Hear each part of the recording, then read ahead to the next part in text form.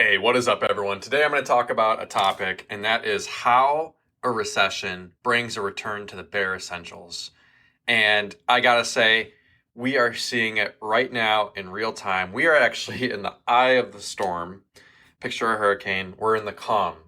And you can already tell there's a lot of weakness going on all around us. You go look at Rubios, you look at Redbox, you look at a lot of these retailers, Kohl's, you see stuff happening at Starbucks, Rubios, Red Lobster, Nike, you name it, Walgreens. Things are not looking good, guys. And I don't post this to talk about doom and gloom and all that. Rather, I talk about how this is actually a good thing. So, how this recession will bring us back to the bare essentials is I think we're going to really see a lot of this discretionary spending, this activity and products that maybe are considered luxuries or name brand. We're going to see now more of a shift to the non-name brand goods.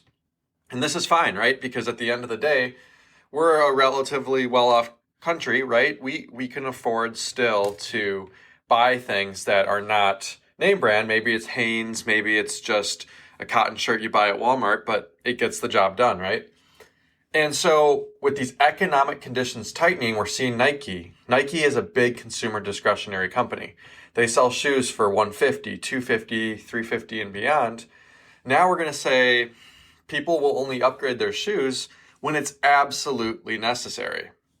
We're not going to see people just buy new Nikes, several pairs, just because it looks cool in this harder money environment, this higher interest rate environment.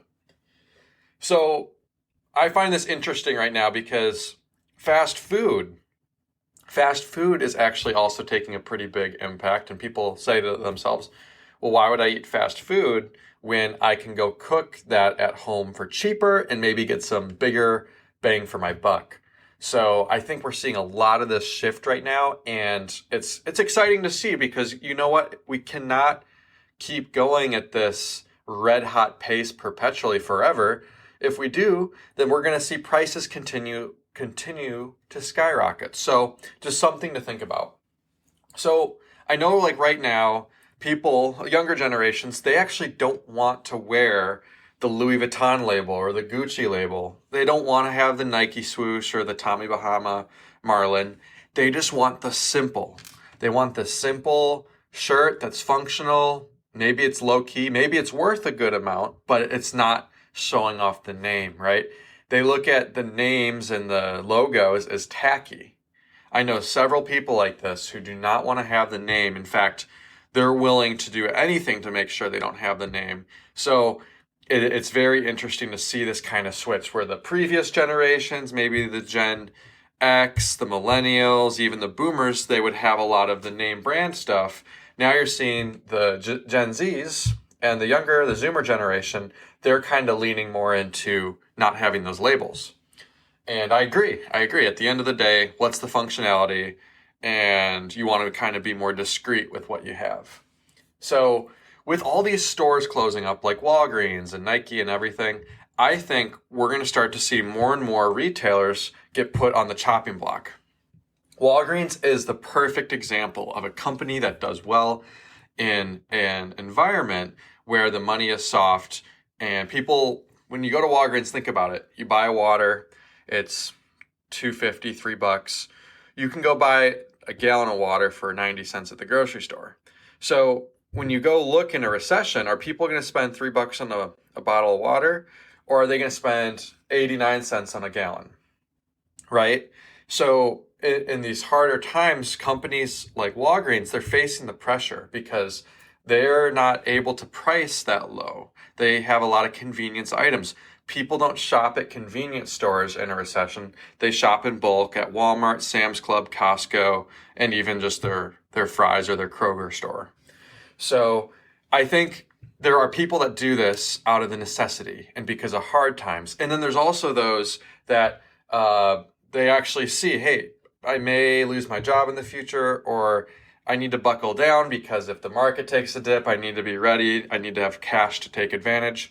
So there's several different scenarios that are playing out. But there was this picture, guys. There was a picture and someone posted it. It was crazy. it showed Nike's inventory just piled up as far as you can see with the swoosh logos, the hoodies, the shirts, the shorts, the socks, you name it. And it was just completely untouched. And I saw this and I'm like, wow, they are overflowing right now, guys. The younger generation, they don't want these logos. They don't want the tackiness. They want to be subtle. And this is the whole Bitcoin ethos, guys. The whole Bitcoin ethos is literally stay humble and stack sats. It's not buy all the designer goods you can and flash off your logos. That's like so 10, 20 years ago. Now it's about being humble, not letting people know what you really have, and kind of flying under the radar. That's wealth. So, you know, I find it interesting because we need to reconsider how we're allocating our life energy right now to the things that really matter. Because in a recession, money's not going around as loose as before. So you really need to make that conscious decision about how are you going to allocate your dollars and cents, because there's not as much going around, right? So you got to be more sensible with a lot of that stuff. And, you know, it's one of those things too where we got to buy what matters. What actually matters? Is it the sock with the Nike swoosh? Is it the Aloe sock with the swoosh? Or is it the Walmart socks that, hey, socks, whether they're high quality or low quality, you burn through them pretty quick. So people are really looking at that and saying, okay, how can I optimize my capital and reduce my expense on these little things here and there? So I think these hard times that we're going through right now, it's going to help it so that those who do have savings and capital, they're going to look and try to allocate to products that are harder in nature. So like think gold, silver, Bitcoin, right? Or even real estate and land.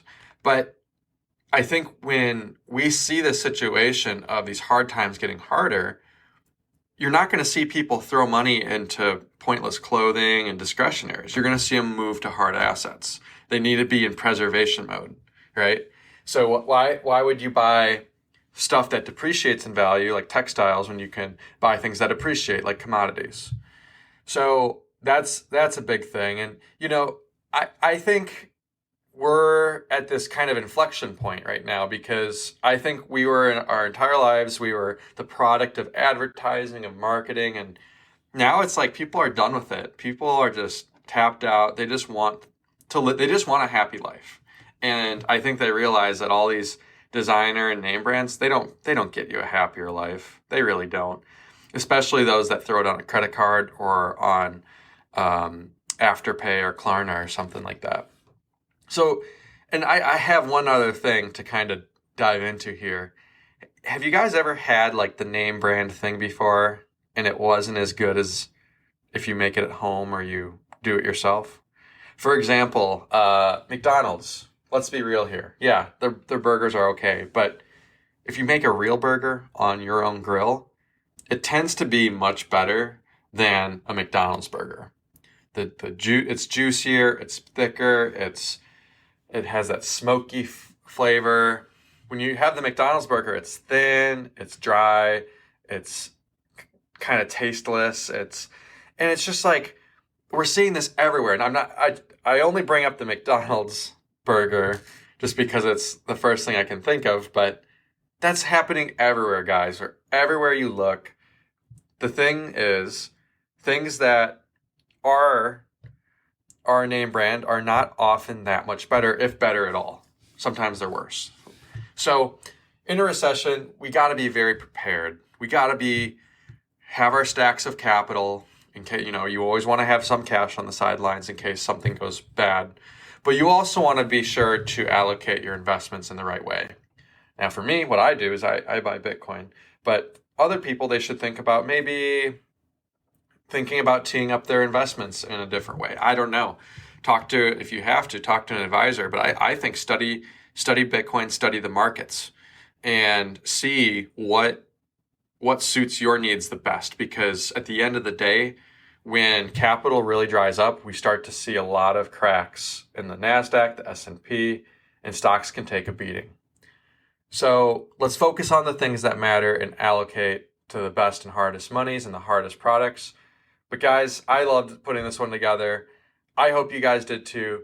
Let's kill it in the coming year. And I'll tell you this, we are going to make it. We're going to do really well because we're always learning, we're always growing, and we're always allocating to the best avenues. Anyways, if you guys liked it, please be sure to stream some sats, like it, share it, comment, do your thing, and I'll see you guys in the next one.